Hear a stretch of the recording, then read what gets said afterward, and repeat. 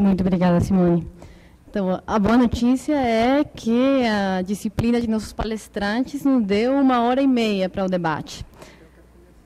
Então, primeiro eu gostaria de pedir o favor para as pessoas que querem fazer perguntas, fazer uma fila deste lado, porque é necessário falar aqui na frente, a gente está gravando o seminário, é importante falar no microfone e antes de fazer sua pergunta ou intervenção, falar seu nome.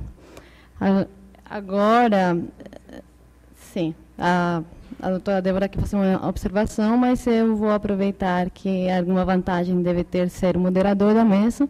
E eu gostaria de colocar algumas questões de contexto com relação ao porquê ter convocado esse seminário e estar trabalhando em uma oficina com várias organizações indígenas e indigenistas sobre o tema.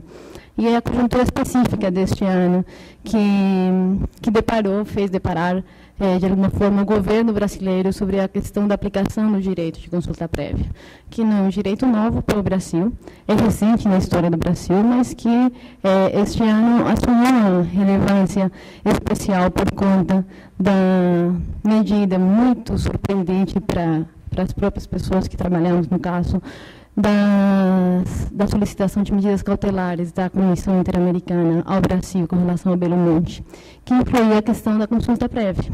E o Estado brasileiro se viu na obrigação de ter alguma resposta com relação ao que está fazendo ou não está fazendo respeito ao direito de consulta prévia.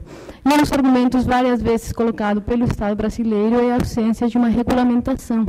É muito difícil aplicar o direito no Brasil, não porque o Estado não quer, não porque os povos indígenas não estejam dispostos, não porque não há regras. E como não há regras, isso dá um espaço de ambiguidade que pode ser implica um alto risco também para os povos indígenas e também para todos os outros atores envolvidos nesses processos de negociação. Hoje a gente tem notícias de que compromissos do Brasil, mundo afora, tanto na OIT como na Comissão Interamericana de Direitos Humanos, falam que o Brasil está procurando um entendimento no governo federal para construir uma proposta sobre a regulamentação da consulta. Nós, por parte da sociedade civil, esperamos que o primeiro entendimento que o Estado tenha com relação à questão da regulamentação da consulta o que a Joênia muito bem colocou, e a consulta sobre a consulta, que se há alguma coisa mais anti-consulta, anti-todo democrático, tudo o que a gente tem falado durante este dia, é a emissão de um decreto, de um ato administrativo, de forma unilateral, regulamentando o processo de consulta. Né? Que você fala que baixaram o decreto. Isso não faria nenhum sentido, mas como se trata da questão da consulta. E o objetivo desse encontro todo do seminário e da oficina e a oportunidade de ter a liderança indígena e várias organizações indigenistas interessadas no tema tem a ver com a questão de poder colocar, primeiro, um aviso para o governo da questão da necessidade desse ser um processo de diálogo, falar sobre a consulta, as suas eventuais regras, vai necessariamente ser um processo de diálogo, isso terá que ser consultado, discutido, debatido nacionalmente, não tem outra forma de ser. E este é um primeiro passo para escutar os subsídios, para pensar, para levantar a bola, como vocês falam. Aí, nesse sentido, a minha provocação também para os palestrantes, para começar esse debate, que tem a ver com a questão da regulamentação, da pertinência, da necessidade para a aplicação do direito e dos encaminhamentos que vocês todos, como expertos e conhecedores da questão indígena, acham que são importantes levar em consideração nesta conjuntura política específica que faz o governo procurar ter uma resposta para os órgãos internacionais, é uma questão para fora, o que fez o Estado brasileiro tentar abordar seriamente a questão da consulta. Agora, sobre as pessoas que quiserem fazer perguntas, então eu peço o favor de vir para perto do microfone. Aí eu proponho para os palestrantes, então, a gente escutar as perguntas todas e depois fazer uma rodada de respostas. A gente não pode falar só sobre a regulamentação? Pode, claro, agora. É porque eu acho que essa questão da regulamentação é preciso, assim, atenção, principalmente porque vai sair um documento aqui. Eu estive nessa reunião a respeito de saúde, onde um advogado da União sustentou que esses dispositivos da Convenção 69, relativos à consulta, não seriam aplicáveis porque carentes de regulamentação.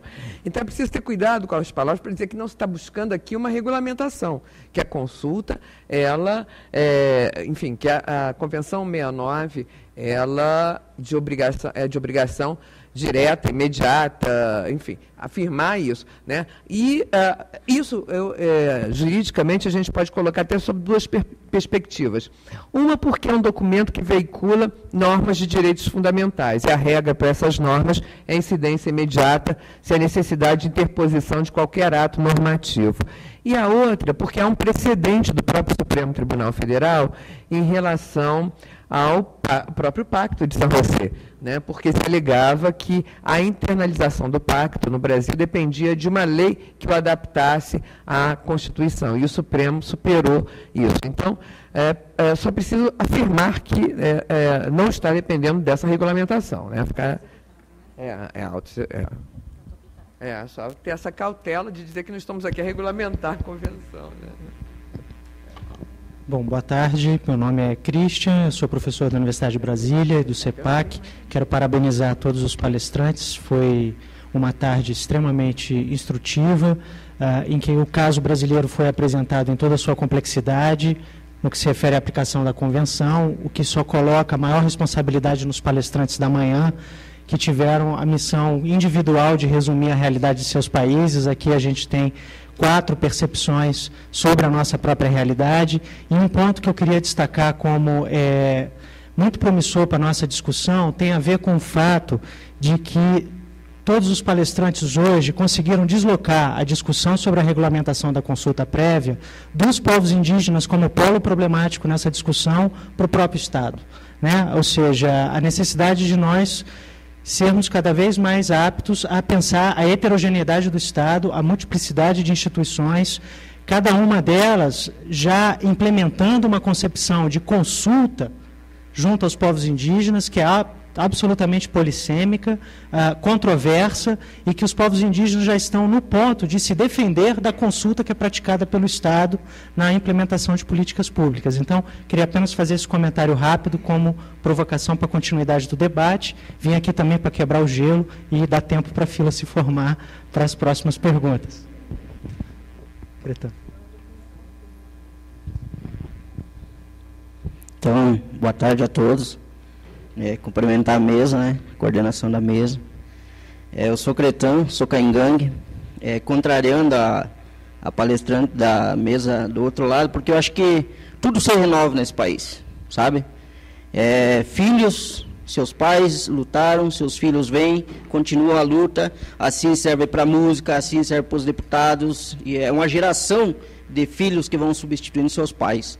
Só nós, parece que os indígenas, que tem que ser sempre com os antigos, nunca com a geração de jovens, né? Aqui mesmo, a doutora Joênia é o exemplo de uma jovem que saiu da aldeia, estudou, né? Hoje é a nossa representante a nível internacional, e todos os jovens que hoje são aqui da UNB, né?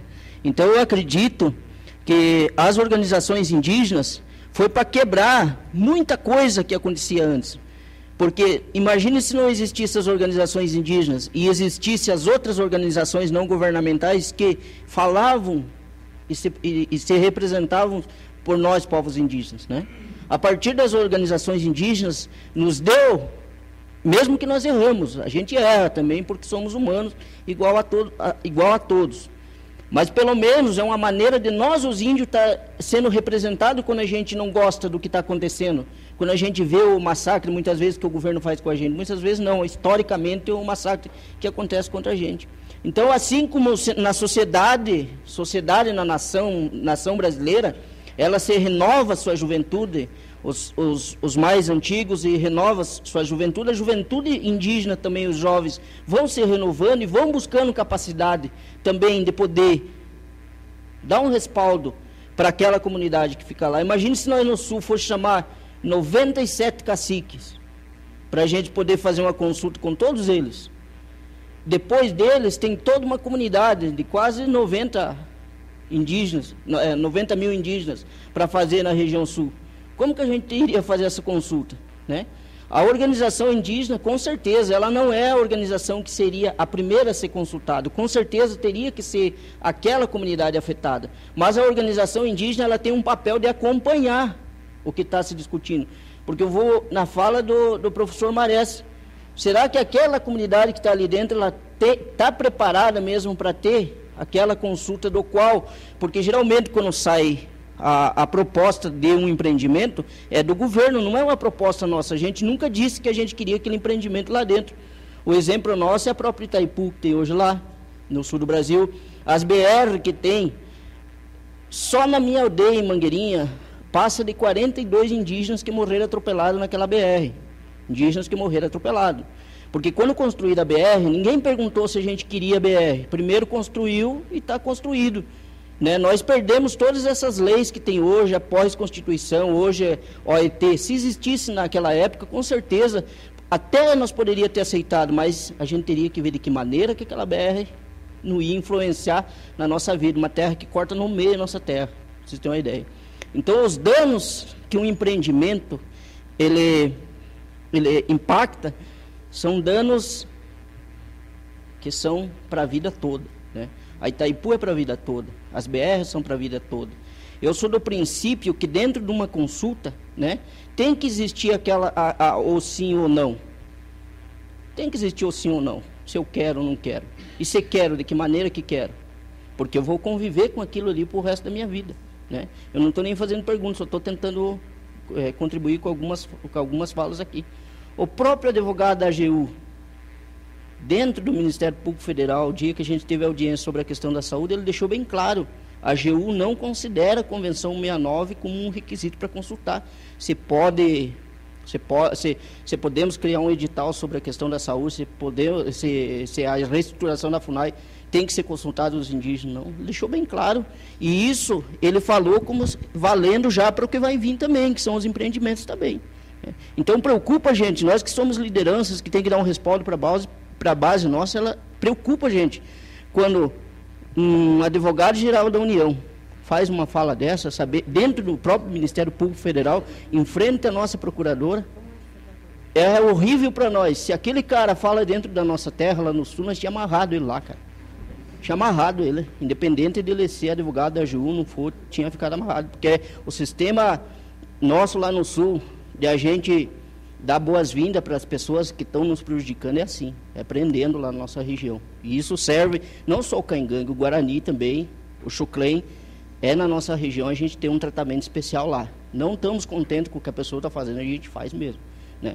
Mas eu acho que a consulta, sim, tem que aproveitar a nossa juventude que está estudando, né? Que está aí advogados, pessoas importantes, não é só a doutora Joênia. Eu acho que hoje nós devemos ter mais de 30 advogados indígenas hoje no Brasil, ou até mais um pouco por região, que são importantes dentro de uma consulta, porque eles estão estudando para isso. Se eles tiverem oportunidade na universidade, é para que eles tivessem essa condição.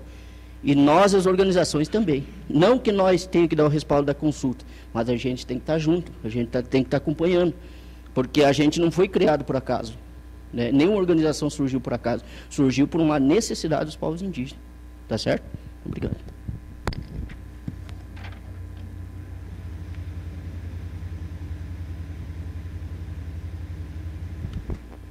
Boa tarde a todos. Meu nome é Homero, eu sou antropólogo do Ministério Público Federal, na região de Dourados, no Mato Grosso do Sul. No Mato Grosso do Sul, onde eu atuo, existe um tipo de consulta que geralmente são as consultas pós-mortem, né? Primeiro se constroem as estradas e depois o pessoal descobre que índio bebe e anda na estrada, e que índio anda de bicicleta, e que a estrada não está perfeitamente iluminada, né? Então, meu primeiro questionamento é o seguinte: existe, porque nas mesas não me ficou claro, existe algum mecanismo jurídico, né, porque todo mundo aqui falou da necessidade, da premência, da realização das consultas prévias, mas existe algum mecanismo jurídico que force a realização dessas consultas junto à comunidade? Essa é a minha primeira colocação. A minha segunda colocação, eu vou ter que exemplificar para poder fazer a questão. Existe a consulta, você pode estudar as formigas, né, conversando com os tamanduás, mas você pode conversar com as formigas, conversando com as próprias formigas, né? Duas maneiras, são duas abordagens de estudar as formigas.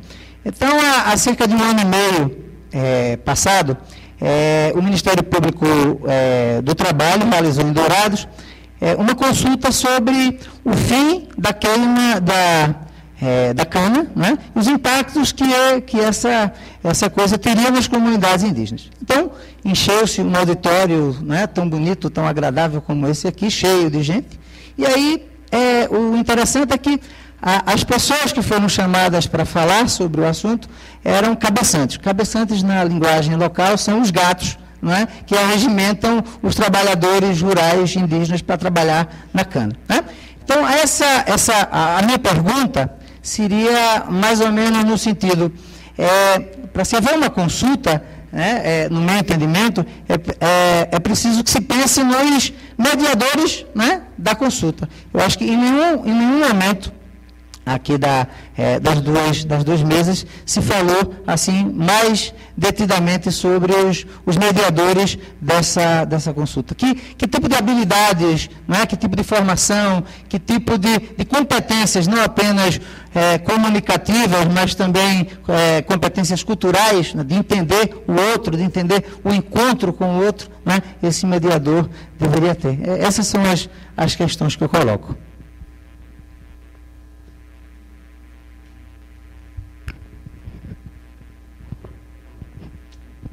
Oi, boa tarde. Eu gostaria de parabenizar também a organização do evento por conta do tema. Eu acho que é um tema instigante, preocupante, enfim, com todas as suas consequências dessa discussão. A minha pergunta é para o Dr. Marés. Na verdade, quando você fala em soberania, Dr. Marés, também dá para discutir a questão da titularidade. A titularidade das terras das populações indígenas, se ela está ferindo essa soberania que você fala, e se essa história da titularidade, porque assim, na verdade, a Constituição garante o usufruto da terra, e se ela também não é um impedimento para essa discussão da consulta, né, para que a consulta seja vinculante, se essa questão da titularidade não é um impedimento hoje para essa história da consulta. A outra é para a Débora, para a doutora Débora, e dizer assim, que eu admiro o seu trabalho, porque eu milito na saúde indígena e sei o esforço e o seu compromisso com a causa. Mas em relação à história dos instrumentos, essa história do instrumento normativo, o que para você pode ser até claro essa história que quando um povo só é afetado, essa consulta é vinculante, para o Congresso não é. Eu sou SOL, eu sou do Ministério do Meio Ambiente, eu sou assessora parlamentar e sou aluna aqui da UNB.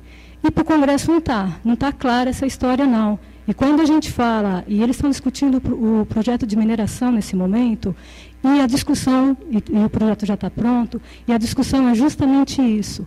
Quem tem o poder e a decisão final é o Congresso. Isso é o entendimento do Congresso. E por conta da titularidade, que a titularidade é da União, então quem tem que dar a última voz, a última palavra é o Congresso. E assim, as forças do Congresso, a maioria tem essa visão. E assim, então a pergunta é isso, se nós não tivermos um instrumento normativo, um instrumento nosso aqui, brasileiro, alguma coisa para que possa deixar claro isso, sabe? A consulta, ela é vinculante. Então, não tem, por mais que fala de tratados, nós não temos nenhuma norma que diz isso de forma clara, precisa, e que possa nos amparar nessa discussão. A terceira pergunta vai para os dois, para a Débora e para o Marés. Nós, nesse momento, estamos discutindo o processo civil, o Código de Processo Civil no Congresso. E aí a pergunta é isso, quando a gente fala dessa história da metodologia, a forma, procedimento, como se fazer a consulta, se não tem alguma proposta concreta para aportar nessa discussão nesse momento, levar alguma coisa concreta. Por mais que o Congresso seja anti-indígena, mas tem pessoas sérias, que de repente dá para a gente levar alguma coisa concreta, né, com relação específica a essa questão. E depois, para a última palestrante, que a mesa não falou o nome dela, enfim, eu não sei o teu nome, Simone.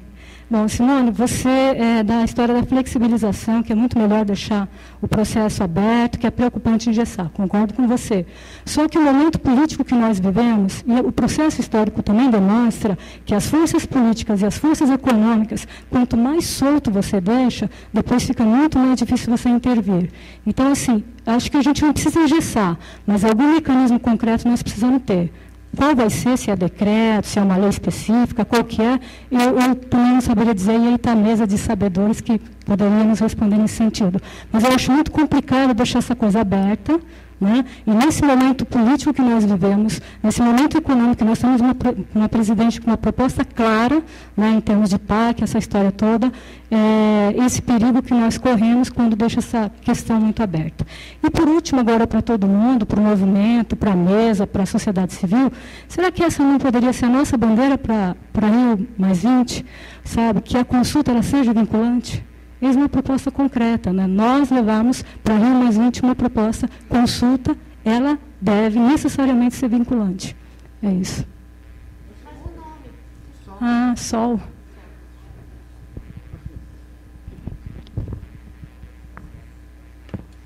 Mi nombre es Arela Paz, de Bolivia. Yo, en realidad, quisiera contrapuntear con Carlos y Simone.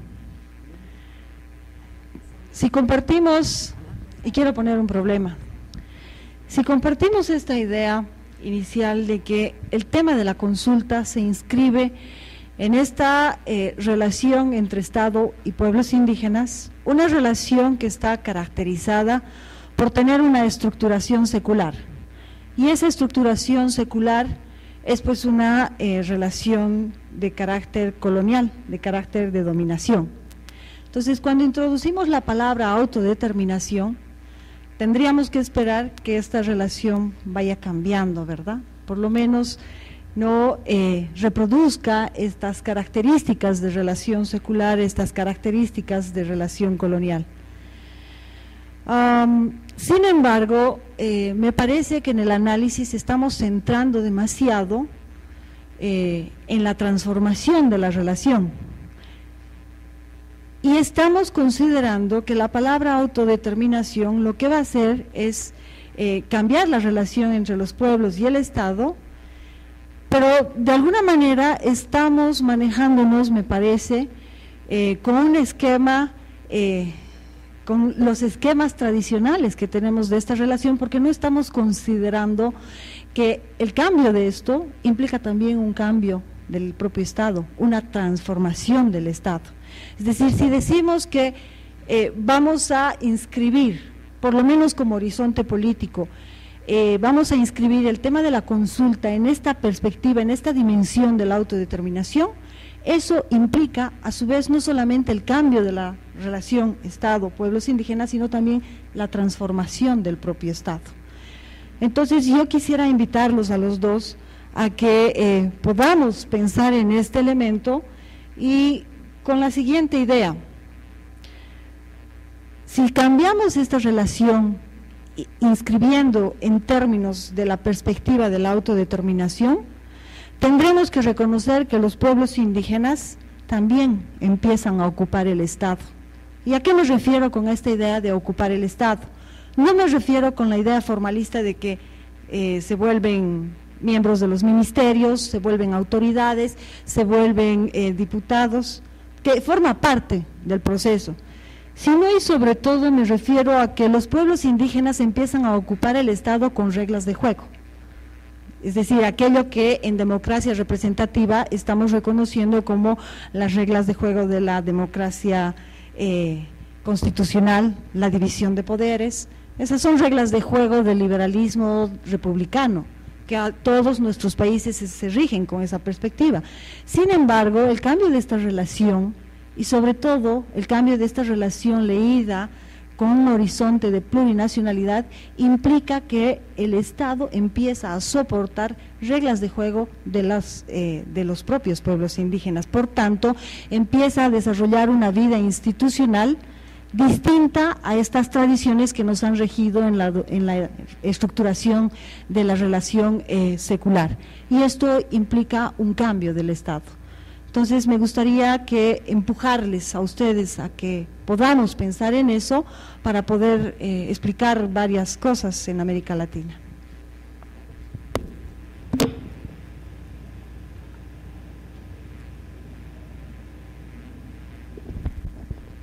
Boa tarde a todos. Também queria me somar na congratulação desse evento. Acho que está sendo muito proveitoso. E me apresentando, meu nome é Marcos Souza, eu sou antropólogo e trabalho na Secretaria de Assuntos Legislativos do Ministério da Justiça. Em primeiro lugar, não é uma pergunta, mas uma observação que eu senti falta, talvez na hora que eu saí para fumar, alguém tenha falado. Mas a Convenção 69, ela goza no nosso país de um status supralegal. Ou seja, ela foi ratificada por conta da emenda constitucional número 45 e não ter sido ratificada com aquela maioria qualificada, ainda assim, por uma decisão do Supremo, por se tratar de um instrumento internacional relativo a direitos humanos, ela é infraconstitucional, mas é supralegal. Ou seja, ela vale mais do que uma lei ordinária. Portanto, é obrigatória a sua observância no nosso país. Por outro lado, aí para a doutora Débora, eu fiquei me perguntando a respeito da questão de ou não é autoaplicável. Em que pese ter os precedentes de interpretação do Supremo, será que não é interessante ter uma regulamentação pelo seguinte, sem um outro diploma falando como que a consulta deve ocorrer, concordo com a Renata, que não tem que amarrar, tem que ter um texto que deixe flexibilidade para fazer as consultas, o Estado vai fazer de qualquer forma e vai falar que consultou. Município, estados, né, as unidades da federação, que essa convenção também se aplica a eles, eles vão fazer de qualquer forma. Então, será que não é interessante ter um diploma para regulamentar não a convenção, mas o aspecto da consulta, inclusive colocando as questões do grau de vinculação que ela tem que ter ou não? É uma pergunta, né? Se sim, é por decreto ou é por lei? O decreto tem a facilidade de você soltar ele mais rápido, mas ele tem uma eficácia limitada para Estado e município. Então, será que é uma lei? São perguntas, né? Por outro lado, nesse campo das leis, como consultar as medidas legislativas? Com esse Congresso, alguém que me antecedeu falou como é que o Congresso trata e pensa a questão indígena hoje em dia, né? Seriam só as medidas legislativas direcionadas aos povos indígenas ou toda e qualquer lei, já que as leis têm aplicação para todos? Os indígenas também são cidadãos brasileiros. Portanto, uma lei que verse sobre um assunto qualquer, se for seguir ao pé da letra, né, do que diz a Convenção, exigiria uma consulta. E isso cria uma série de problemas, como, por exemplo, né, questões de competências exclusivas que estão previstas na Constituição. Porque, em que pese ser supralegal, é infraconstitucional, né? Mas, no caso das medidas administrativas, né, eu acompanhei a questão da reestruturação da FUNAI e, de fato, mais um motivo, além desses anteriores, para pensar numa regulamentação, é pensar, vem cá, um dirigente nomear e exonerar uma pessoa, um DAS. Será que isso tem que consultar? Mesmo que ele esteja lá na ponta, isso não é uma atribuição do dirigente de um órgão público ter a liberdade para fazer isso? Será que tudo, quando você coloca na consulta, a gente não cria um problema de engessar coisas que são banais? Talvez, são perguntas, né?